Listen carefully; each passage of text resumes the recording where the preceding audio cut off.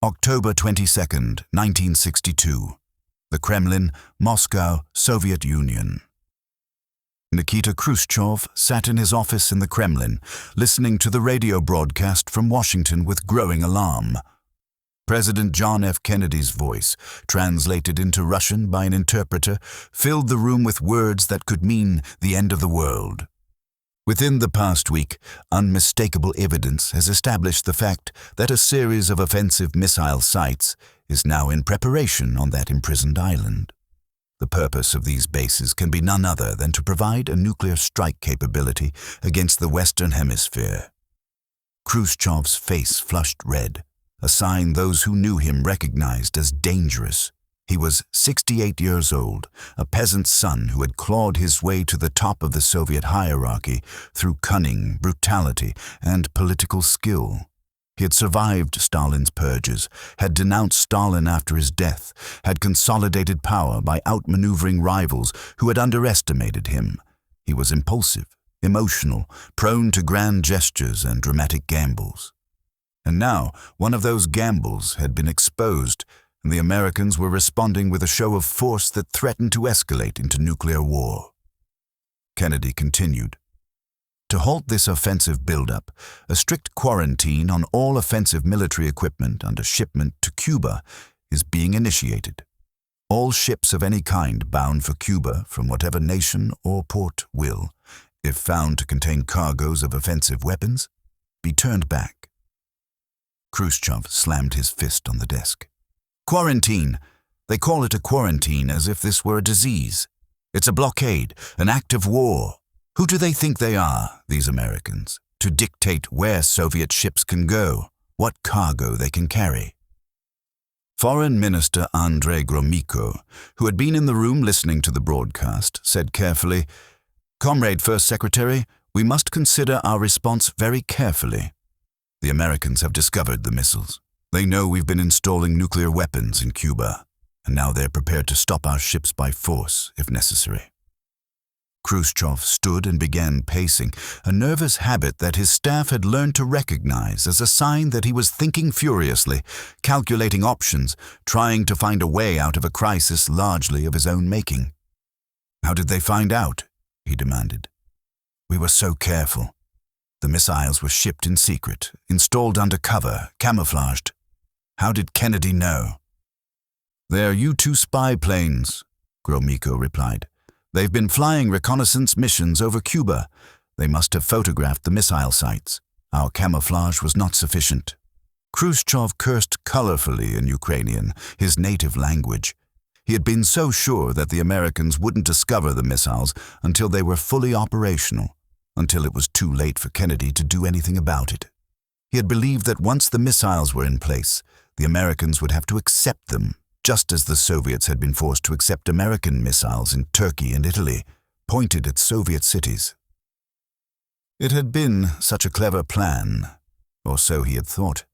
Install medium and intermediate-range nuclear missiles in Cuba, right on America's doorstep, and suddenly the strategic balance would shift.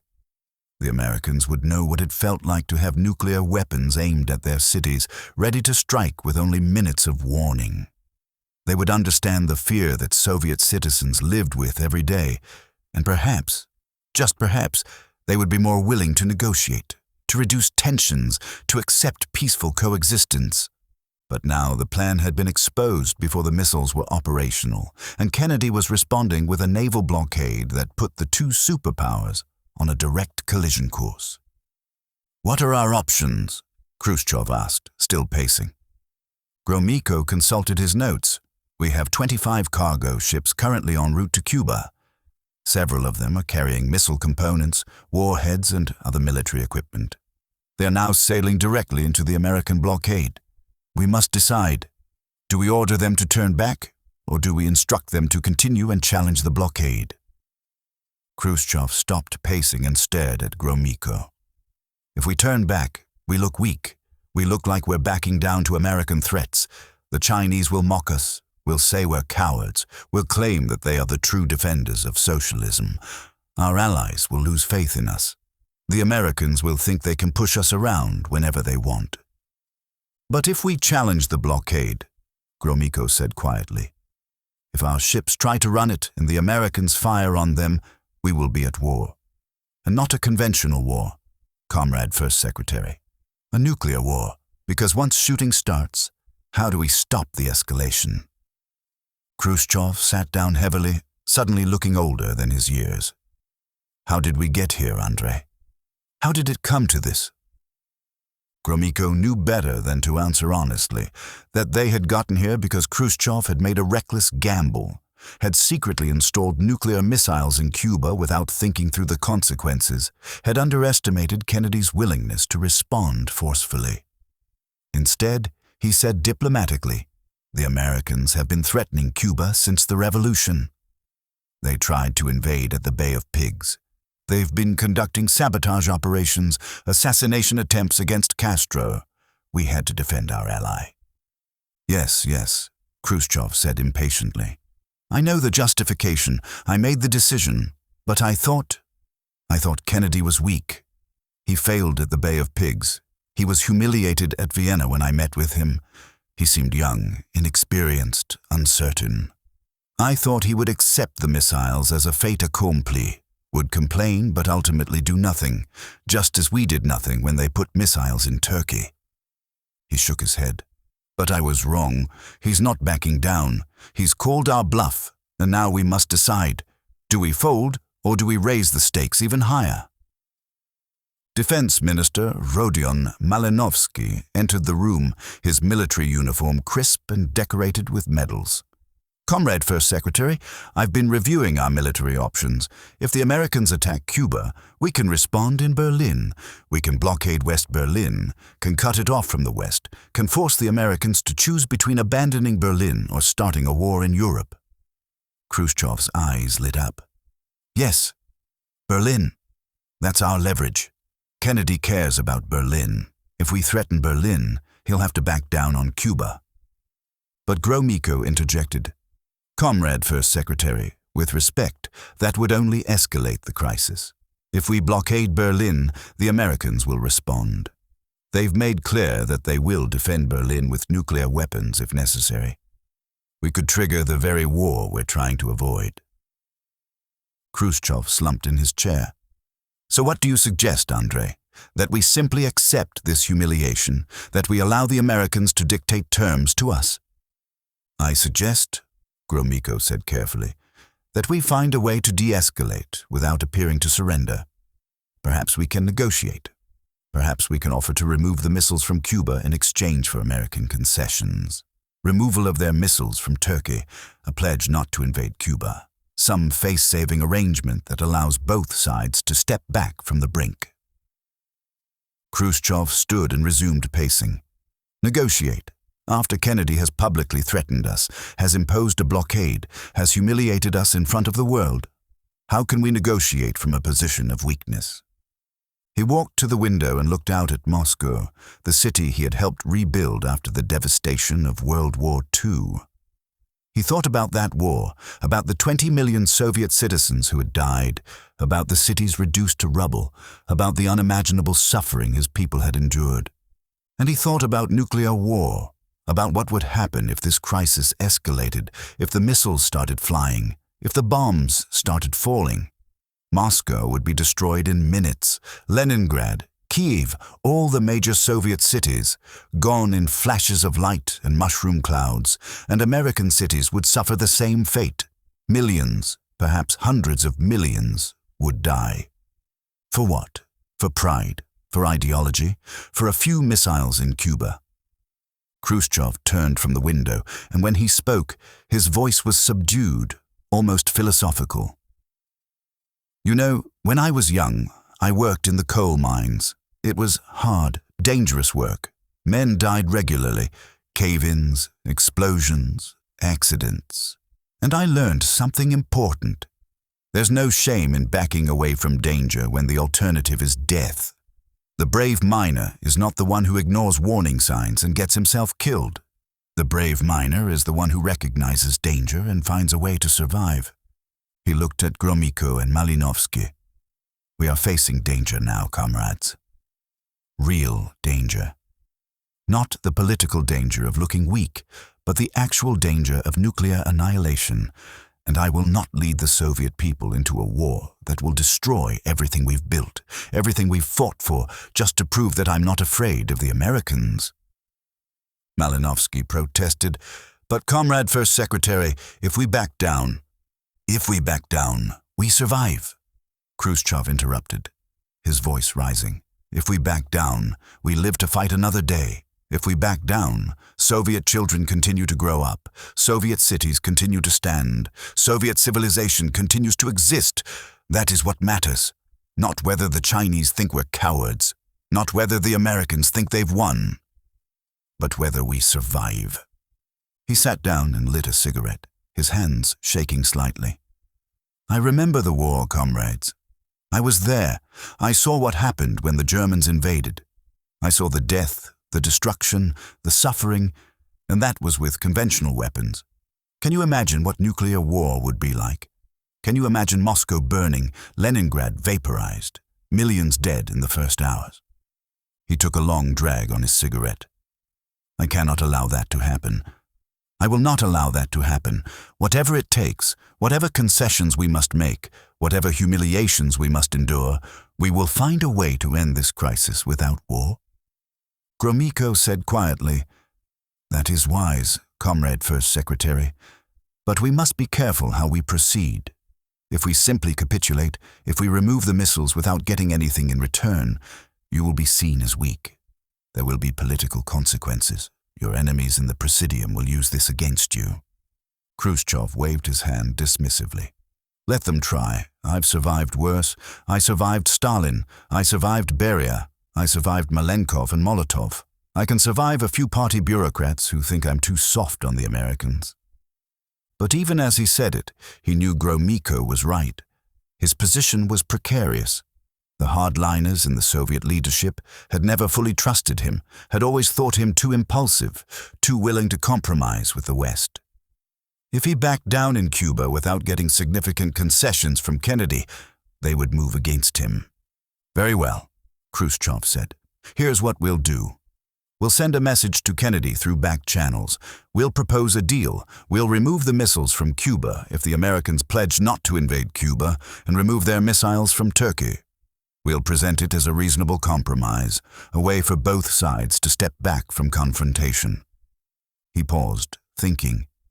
"But we must be careful with the timing. We cannot appear too eager to negotiate. We must make it seem like we're negotiating from strength, not desperation. And we must keep the ships moving toward Cuba for now, to maintain pressure on Kennedy, to show that we're not simply surrendering." Malinovsky objected. "But, Comrade First Secretary, if the ships reach the blockade line and the Americans fire on them?" "Then we'll order the ships to stop before they reach the blockade line," Khrushchev said. "We'll keep them just outside the quarantine zone, close enough to maintain pressure, but not so close that shooting starts. And while the ships are stopped, we'll negotiate. We'll find a way out of this." Over the following days, Khrushchev would send 2 letters to Kennedy. The first emotional and conciliatory, offering to remove the missiles in exchange for a no-invasion pledge. The second, more formal and demanding, insisting on the removal of American missiles from Turkey. The contradictory messages would confuse the Americans, would make them uncertain about what Khrushchev really wanted.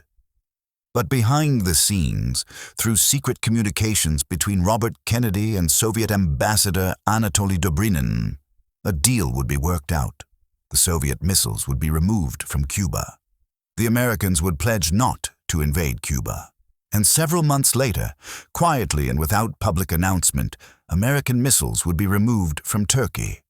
The crisis would end without war, without a single shot fired in anger between American and Soviet forces.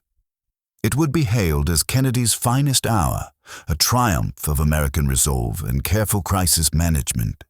And it would be seen as Khrushchev's greatest failure, evidence of his recklessness and weakness. But on that October evening in 1962, listening to Kennedy's speech announcing the blockade, Khrushchev understood something that many of his critics would never grasp. He understood that backing down from this crisis, accepting humiliation and political damage, was not weakness but wisdom. He understood that survival was more important than pride, that compromise was more valuable than victory if victory meant mutual annihilation.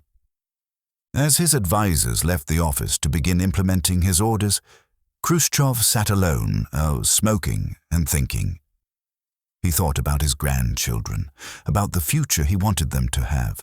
He thought about the Soviet people, who had suffered so much in living memory and deserved peace. And he thought about Kennedy, the young American president he had underestimated, who had now forced him into the most difficult decision of his political life. "He's stronger than I thought," Khrushchev muttered to himself. "I thought he was weak, but he's not. He's willing to risk war to defend what he sees as vital interests, just as I would be in his position." He stubbed out his cigarette and lit another. "So we will dance, he and I. We will posture and threaten and negotiate, but in the end, we will both step back from the abyss, because neither of us wants to be remembered as the man who destroyed the world. Neither of us wants our grandchildren to ask, 'Why didn't you stop it? Why didn't you find another way?'" Khrushchev stood and walked to the window again, looking out at the Moscow night. Somewhere out there, Soviet ships were sailing toward Cuba, toward the American blockade, toward a potential confrontation that could trigger nuclear war. And somewhere across the Atlantic, American ships were taking up positions, preparing to stop those Soviet vessels by force if necessary. The world was balanced on a knife's edge, and the decisions made in the next few days would determine whether civilization survived or perished. "We will survive this," Khrushchev said aloud, as if saying it would make it true. "We will find a way. We must find a way, because the alternative is unthinkable." He returned to his desk and began drafting the first of his letters to Kennedy, choosing his words carefully, trying to strike the right balance between firmness and conciliation, between defending Soviet interests and offering a path to peace. "Dear Mr. President," he wrote, "I have received your message and understand your concern. However, I must point out that the weapons in Cuba are purely defensive in nature." Even as he wrote the words, Khrushchev knew they were nonsense. Nuclear missiles capable of striking Washington in minutes were not defensive weapons. But diplomacy required such fictions, such careful language that allowed both sides to maintain their positions while searching for compromise. He continued writing, and as he wrote, he thought about what he would say to his colleagues, to the Soviet people, to history about this crisis and how it was resolved. "I will tell them," he thought, "that I chose peace over pride, survival over victory, wisdom over ego. I will tell them that backing down from a confrontation that could have destroyed the world was not cowardice, but courage. And if they don't understand, if they remove me from power because of it, so be it. At least the world will still exist. At least Soviet children will still have a future." Years later, after he had indeed been removed from power by his rivals in the Presidium, Khrushchev would reflect on the Cuban Missile Crisis in his memoirs. He would defend his decision to install the missiles, would argue that it had been necessary to defend Cuba and balance American nuclear superiority. But he would also acknowledge that the crisis had been terrifying, that he had genuinely feared nuclear war, that stepping back from the brink had been the right decision. "When you're standing at the edge of a precipice," he would write, "it takes more courage to step back than to jump forward." Kennedy and I both had the courage to step back. That's why the world still exists. But on that October night in 1962, when he first learned that the U.S. Navy had blocked Cuba, when he realized that his gamble had failed and that he now faced the most dangerous crisis of the nuclear age, Nikita Khrushchev said words that revealed both his anger at being outmaneuvered and his determination to find a way out. "The Americans have called our bluff. Kennedy is stronger than I thought, but I will not let this escalate into war. I will not be the man who destroys the world over a few missiles in Cuba. We will negotiate. We will compromise. We will survive. That is what matters. Not pride, not ideology, not winning, but surviving. Because in a nuclear war, there are no winners. there are only the dead and the dying. It was a moment of clarity, of wisdom born from fear, of understanding that in the nuclear age, the old rules of power politics no longer applied. Victory was meaningless if it led to mutual annihilation. Pride was worthless if it resulted in the end of civilization. And so Khrushchev, the peasant's son who had become the leader of a superpower, made the hardest decision of his life. He chose to back down, to negotiate, to compromise, to accept political damage and personal humiliation in order to prevent nuclear war. History would judge him harshly for the crisis itself, for the reckless gamble that brought the world to the brink. But history would also record that when the moment of decision came, when the choice was between pride and survival, Khrushchev chose survival, and the world continued to exist.